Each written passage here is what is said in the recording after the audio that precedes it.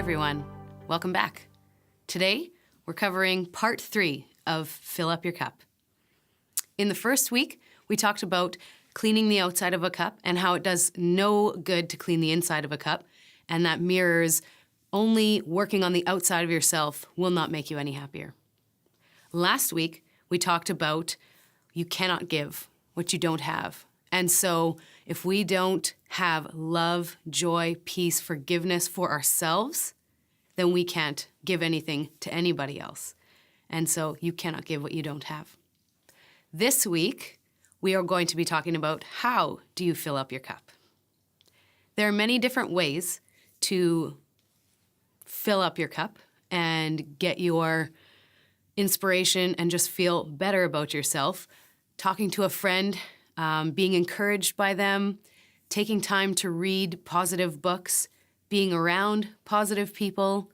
There's also praying and just believing and remembering what God has said about us. And there's just lots of different ways that we can fill up our cup.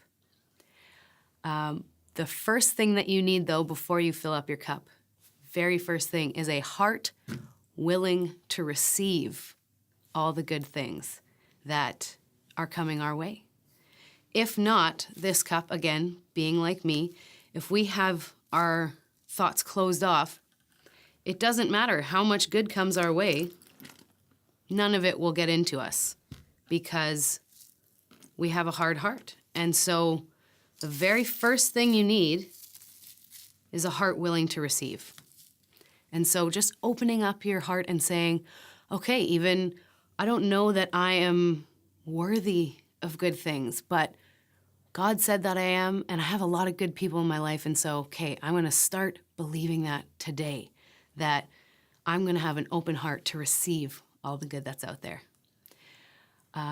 Also, like I said, there's many different ways that you can fill up your cup, but the best way that I've found is by just connecting with God, our Creator, and that love source that constantly tells me how valued and important I am. So I'm going to read something from 1 John 4, verse 7 and 8. It says, "Dear friends, let us love one another, for love comes from God. Everyone who loves has been born of God and knows God. Whoever does not love does not know God, for God is love." It is one of my favorite passages in the Bible because you can't get more simple than that. God is love. So loving us is not just something that he does or he tries to do. He can't help but love us because he is love. And so that's just a really good passage that I enjoy. So what does God fill us up with when we have a heart open to receive all the good things that he has for us?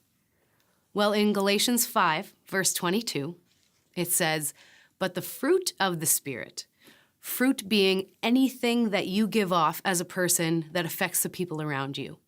And fruit of the Spirit, so connecting with God, connecting with that love source, the fruit automatically is love, joy, peace, patience, kindness, goodness, gentleness, faithfulness, and self-control. All these things are ours the second we say, God, I just want to know you more. Just pour into me and fill up my cup. All these things just naturally happen. So this jug is a very terrible example, but it's the best that I've got of everything that God has to give for us. If I could, I'd have an ocean beside me, but even that is a terrible example of how good our God is. In reality, the size of the universe, let's say that's as good as God is, because that's as much as we can fathom. This jug will have to do today. So let's say this is God's goodness, and I'm open to receiving this. So what's really beautiful, these cups around me are going to represent all the people that are in my life, whoever they may be, people I care about, people I'm in contact with, whatever it might be. So I say, Lord, please fill up my cup. And because he is such a good God, He doesn't just fill it up just to enough, okay, and then I can continue on my day. He always fills me into overflowing. And so our God is a God of abundance, one that loves you and wants the best for you. And what happens is when we are willing to receive it, there's no limit to what he can do through us.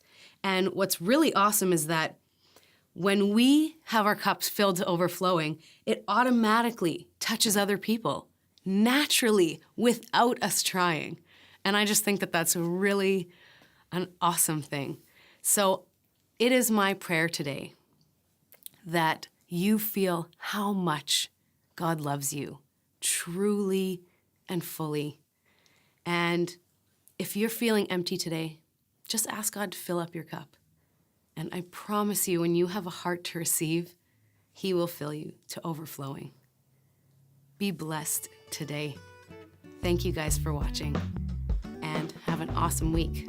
This has been part 3. See you next time.